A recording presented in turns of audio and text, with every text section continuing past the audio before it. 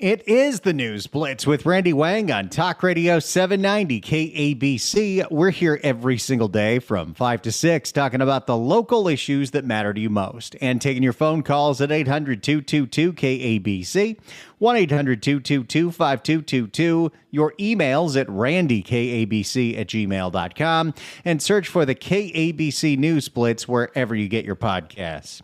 Well, there's a lot of people thing attention to the election going on right now with Prop 50, although I think at this point, 14% of people have turned in their ballots, and there's a week and a half to go. But that doesn't mean that we shouldn't start focusing on the primaries in June and the elections next year, because there are a whole lot of local offices that are up for grabs, and there's a whole lot of potential for change from the incompetence that we have in charge right now.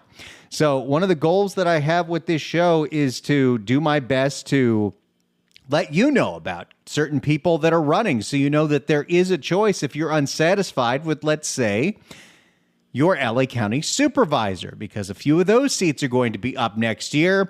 One of those will be in Supervisorial District 3, which is parts of the San Fernando Valley and the West Side and Santa Monica. And Lindsey Horvath is currently in that seat. As far as we know, she's running for re-election, but there's also rumors that she might be running for LA mayor. And we're about to talk to somebody who is running for that seat, running against Lindsey Horvath. Her name is Tonia Arey. You can go to her website, ToniaArey4Supervisor.com. That's ToniaArey, the number 4, Supervisor.com. Tonia Arey, welcome to the News Blitz. Hi, Randy. Glad to be here. Thank you. Well, let's do first things first. Introduce yourself to the audience. Tell us who you are and why you decided to run for this office. Yeah, sure. You said it's an hour show, right? I might need a few hours, but I'll try to do it in 2 minutes. My name is Tonia Arey. I live in the 3rd District.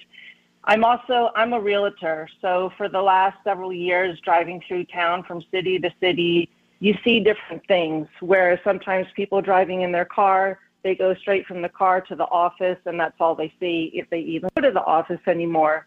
But you start to watch the decay of all these different cities and towns, and it's troublesome. It's very troublesome.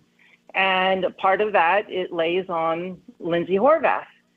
There's other people too, of course, the mayor, but she does not stand for, she does not listen to, and she does not care about her constituents. She has one agenda, and that is herself. The catalyst for why I chose to do this was how she handled the fires, the Palisades fires, afterwards, and what she did do, which was nothing. The only time she got involved with the Palisades was for photo opportunities, and that's it. And I honestly, here's a true story. I was walking my dog next to the little park next to me, and I said, I need to do something. What can I do? I got a phone call from someone, said, maybe you should consider this. One thing led to another, thought about it, spoke with some people who are in the political circle, and I committed to it, and I've just been in 6th gear, nonstop since April, May. And I have no intention of stopping. So let's start with the Palisades fire, which of course happened in Lindsey Horvath's district, also in parts of the city of Los Angeles with Pacific Palisades as well as Malibu. If you were in office, what are some of the things that you would do to make sure something like this disaster does not happen again? Well, you need emergency planning. You need training. Look, just because one is supervisor and goes to the office, there's no reason why they should not have boots on the ground.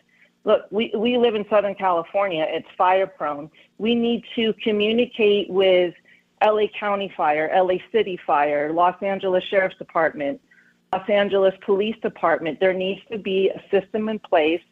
And with that system, to have preparedness, one has to go and check around the neighborhoods and make sure that there is fire clearance. Now, it does get costly for residents to do this, and I'm well aware of that. There should be some sort of, some sort of like leniency with that the fire department pays for it. Now, the first thing people are probably screaming, there's no money in the fire department. Well, you're correct, because guess why? Lindsey Horvath and everyone else, they like to defund. They defund public safety. So you need to have an emergency response system in place. And with that, like I said, it's boots on the ground all year long.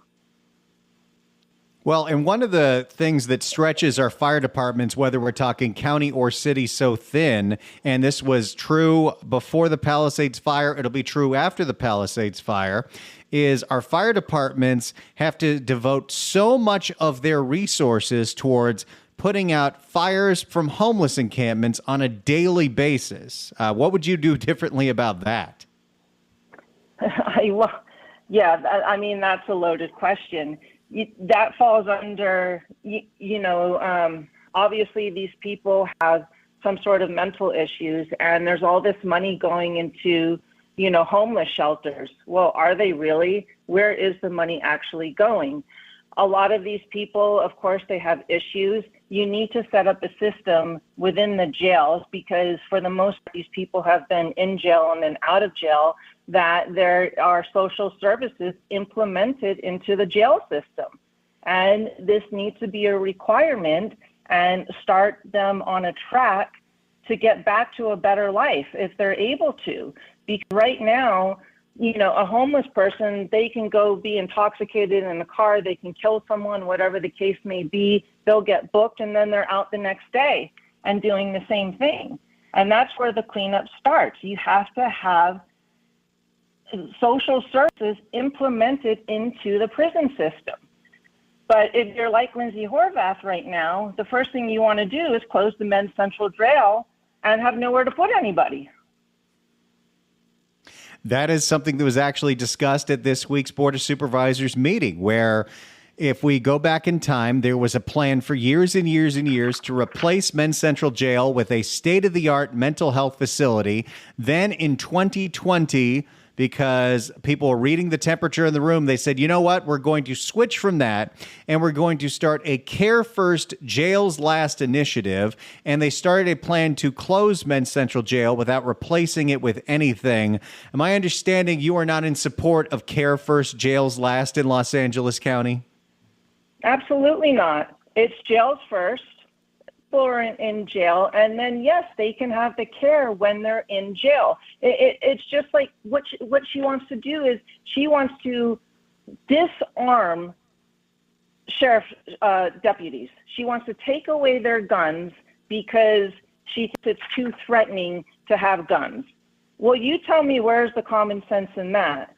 So there is no common sense in care first and then jail later. It's jail now because you committed a crime, and while you are in there, yes, we are going to take care of you, and we could have had that state-of-the-art facility, but no, let's pass on that, and let's embroil ourselves and, try to meddle in the probation department, try to take that over. Then we get hit with a $4 billion lawsuit, and then shortly after, $858 million. And then let's, allocate money for, illegal residents because of ICE operations, and let's forget about everybody else. Wow, you just went through a lot of the things that have been going on with the Board of Supervisors recently. Let's start with one of those. You mentioned it, something that was authored by Lindsey Horvath and Janice Hahn just about a week and a half ago, was declaring a state of emergency in Los Angeles County. And this was a state of emergency for the ICE raids. What do you think was going on there? Well, what I think is going on is that Horvath, Hahn, they don't put Americans first. You have to put Americans first. The illegal immigration, it's a loaded subject, but the point is that you need to be legal to be here. And if you're not legal, then why is a supervisor, who is a very powerful position, trying to get money for that person? Whereas they did nothing for the victims in the Palisades. Now, I've had this conversation with people, and people say, oh, they're in the Palisades, they have the money, they don't need the money. Well, you know what? That's not true. Because guess what happened January 1st, number one?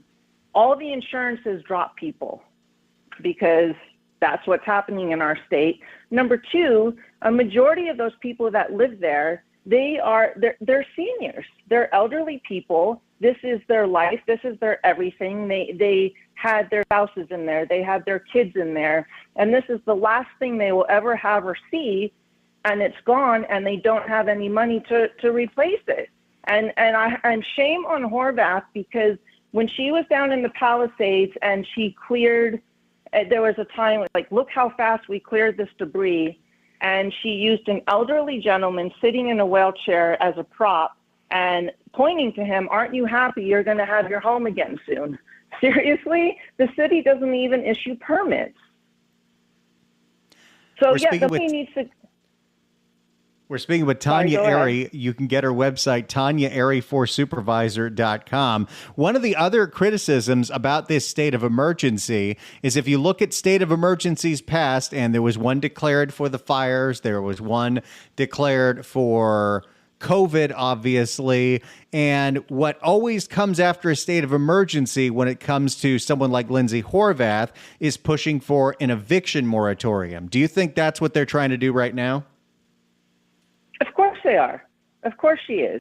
And you know what? And it's not fair. And look, I'm going to make this perfectly clear right now and here for the record. I'm a renter. I rent an apartment. And there should not be an eviction moratorium, because you know what? The person that I'm renting my apartment from, they're running a business. If there's a moratorium and I can't pay rent, and neither can anybody else here in this building, guess what? They still have to pay a mortgage. They still have upkeep. How is that fair to the building owner? It's ridiculous. We're speaking of Tonia Arey. She's running for LA County Supervisor. When it comes to the homeless issue, we have seen a lot of spending at the county and at the city for many, many, many, many years, and we have not seen a whole lot of results. Despite that, the Board of Supervisors put forth a ballot initiative last year called Measure A to double that tax and to spend even more money on this problem. Do you think we've seen any results of that so far, or are we just throwing more money at nothing? We're throwing money at nothing. And I was listening to a talk radio show this morning. I'm not sure if it was you or somebody else, not you, Randy, but your station or somebody else. And they are saying that the homeless rate has gone down. Well, if you count the homeless people that have passed on the streets and they've gone to another being, of course it's gone down, but they're not placed anywhere. The money is a dirty business, because where is this money going?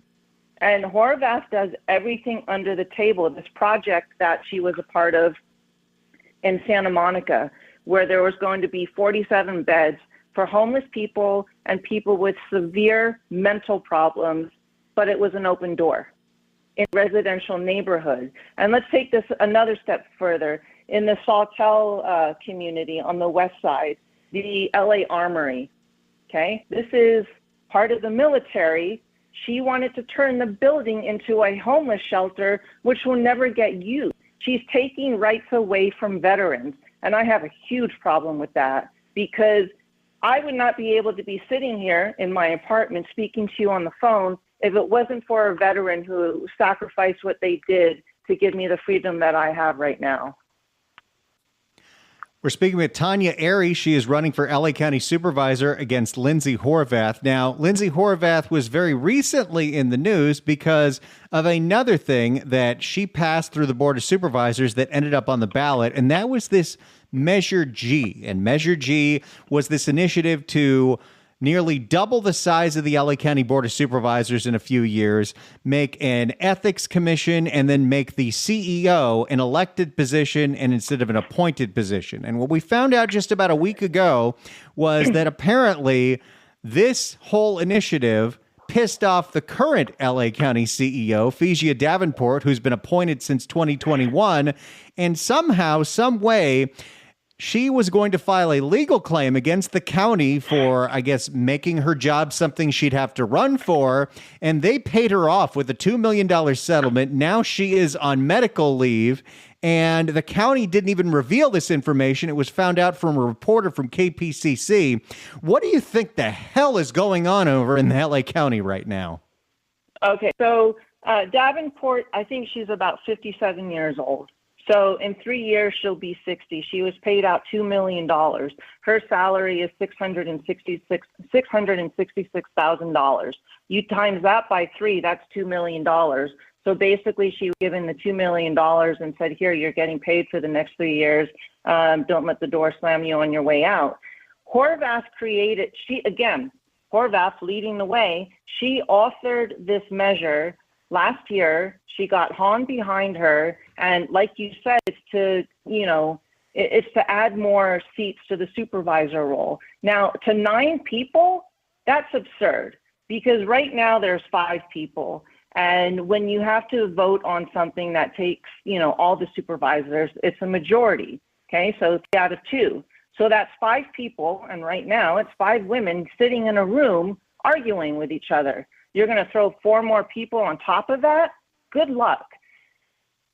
Adding 2 more people, possibly, because the districts are very large. Now, Horvath created this position because she thought she was going to be the ultimate queen and claim that throne and make that salary.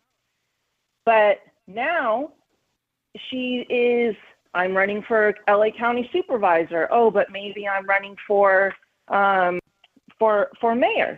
Last week, the Malibu Democratic Club held a fundraiser for the re-election of Horvath.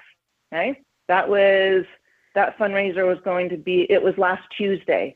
2 days later, in the LA Times, an article comes out that she's possibly thinking about running for mayor. So people that went to that fundraiser, I don't know who would, and donated money because they said, "I want you for supervisor." Then they find out that she's running for mayor. Number 1, that's illegal. Number 2. Yes, I want you supervisor, but not mayor. You can't return the money, and it's not tax deductible. And I did my research too on Measure G. Yes, there were news articles that came out last year when it was going to the polls, and then it was passed.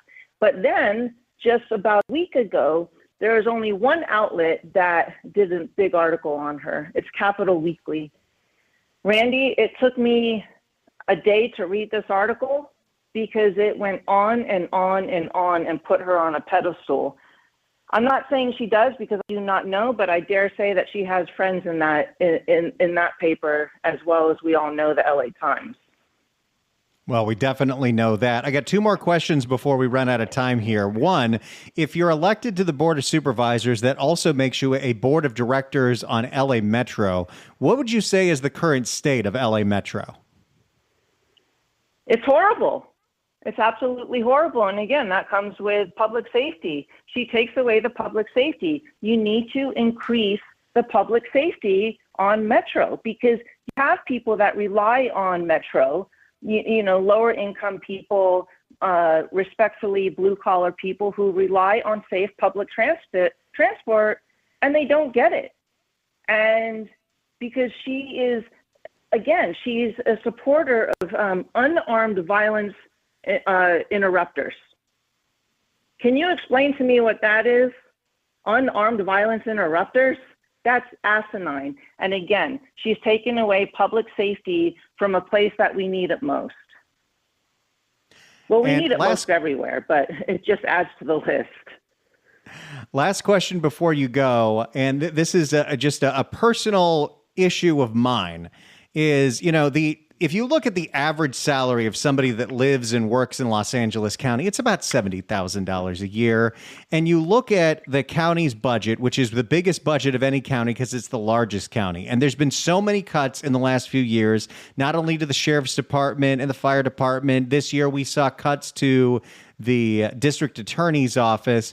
Meanwhile, what you see is so many of these appointed positions in the county for things like the public health director. She makes $600,000 a year. You point out the CEO, she's making $600,000 a year. The head of LASA was making $435,000 a year. And the board of supervisors themselves, each one of them makes about $300,000 a year. Do you think the people at the top at LA County are making too much money? At the very top, yeah, especially if you're in an appointed position. That's like saying, okay, Tonia, here you go. You can be the CEO now because I'm going to give you this position. Yeah, that's a lot of money because, quite frankly, what are they doing in there? Because I'll tell you right now, you go out on the streets right now, it's almost dark, and I don't feel safe. Do you feel safe? They're not doing anything to work together. And you mentioned, the shortages of, police and everything. When elected a supervisor, the first thing I'm going to do is when the sheriff comes in and when the LA County fire chief comes in is let me see your list of what you need to keep this area safe, and I will fight like hell for you guys to have it. So, yeah, there's a lot of money going around, and not a lot of people are showing what they do because, quite honestly, this is a position I'm going for. I can't tell you what Davenport does. I couldn't either. Tonia Arey. That's a problem. The website is ToniaArey4Supervisor.com, ToniaArey, the number 4Supervisor.com. If you want to learn more about her campaign. Tonia Arey, thank you so much for coming on with us and telling us about your campaign to run for county supervisor against Lindsey Horvath. Well, Randy, thank you very much for having me and giving me this opportunity. And I hope to speak with you soon. And we'll talk soon. All right. Thank you so much. There you go. That's Tonia Arey, and she is running against Lindsey Horvath. It's the News Blitz with Randy Wang on KABC. It's the News Blitz with Randy Wang on KABC. My thanks to Tonia Arey for joining us. If you know somebody that's running for local office, email me and we'll try to get them on the show.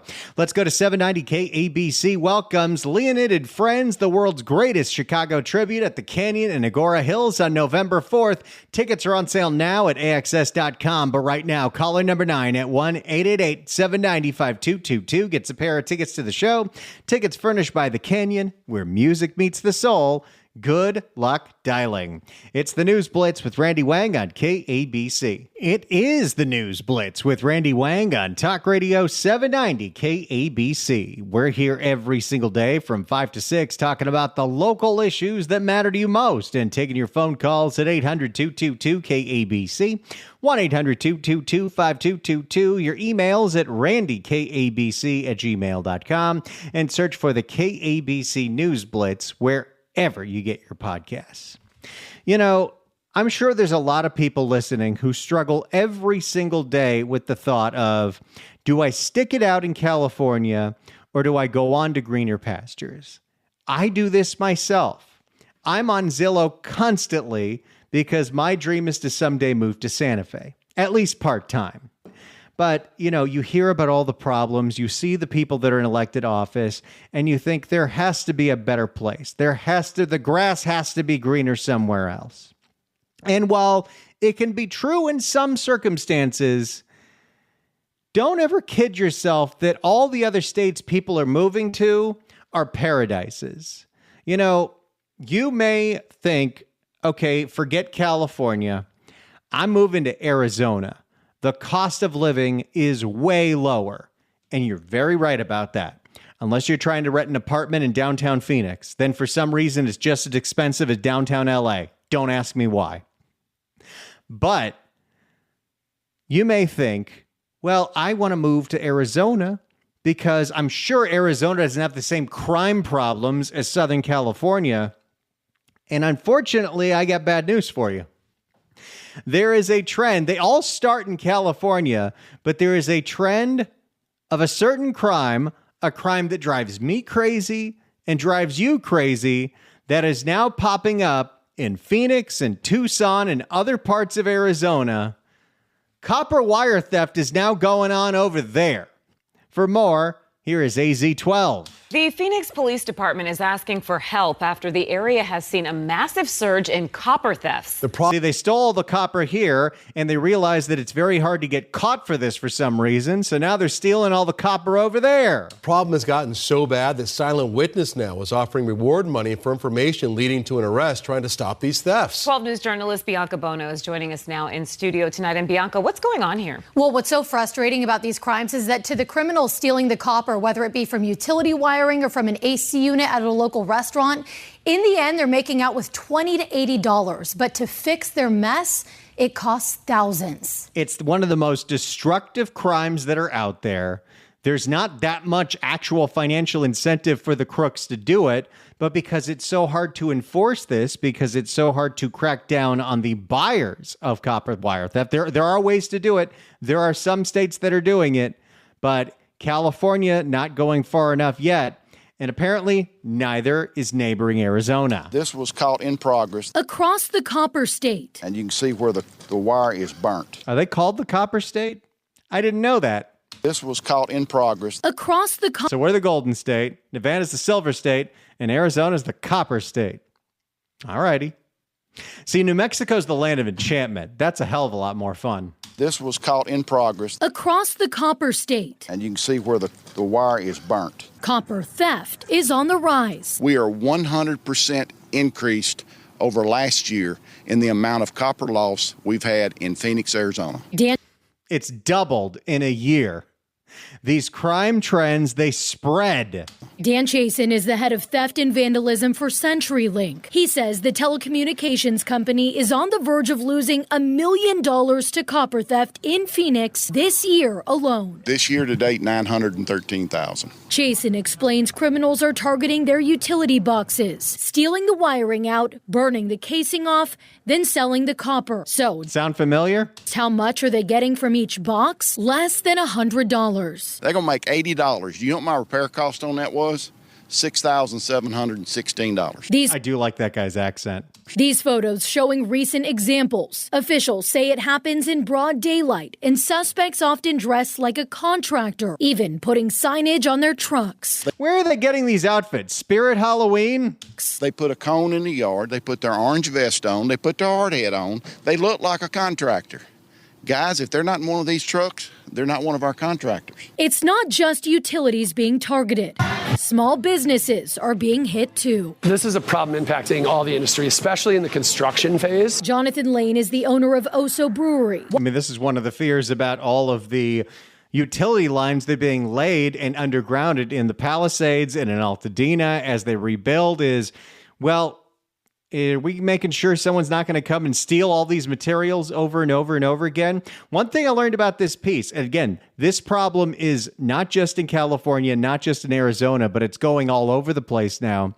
Minnesota and a few other states have now put in a law where you have to have a license, just like you're a contractor, to sell the copper wire. In California, it's like, give your driver's license and we have to verify that you're you. But if you make it that the only people allowed to sell scrap metal are licensed dealers, we could crack down a hell of a lot quicker on this. It's one of those cases where even in California, a little more regulation on this specific industry might be a good thing. So if you're thinking I'm moving to Arizona for cost of living, go for it. If you're thinking I'm moving to Arizona because I like 120-degree weather, go for it. If you're thinking I'm moving to Arizona because they don't have the same kinds of crime as California, they kind of do. It's the News Blitz with Randy Wang on KABC. It's the News Blitz with Randy Wang on KABC. Yes, I was Zillow scrolling during the break. I look for a place, and then I see how close it is walking distance to my favorite restaurant, and then I daydream. It's great. So you might think that you want to move out of the state of California because it's so difficult to run a business here. Maybe you're a restaurateur and you know what? I'm going to Texas because in Texas, they don't have crazy regulations. They don't have crazy rules and restrictions. First off, take a look at their liquor laws. They're insane. But also, look at what the city of Dallas is doing to two different restaurants that are trying to have live music in their venues, which, by the way, is one of the coolest parts about Texas, is there's great live music everywhere. Let's go to Fox 4 in Dallas. Two Dallas restaurants are wondering how they might pay the musicians who provide live music after they were told they can't charge a cover fee. What? Wait, I thought this only happened in Los Angeles. Fox 4's Alex Boyer joins us with the latest in the controversy. Hi, Alex. Hi, Clarice. Two popular night spots, both located in entertainment districts, are now at odds with the city of Dallas. Previously they had been charging a cover charge for their attendees in order to pay for the live musicians. Now Wait, what is wrong with this? What's the problem here? Why aren't these restaurants allowed to charge a cover so they can pay local bands to play great live music? Because it's one of the cool things about Texas. Getting a Shiner Bock, listen to some country. Code Compliance Office has told them to stop, and now they're in a financial pinch.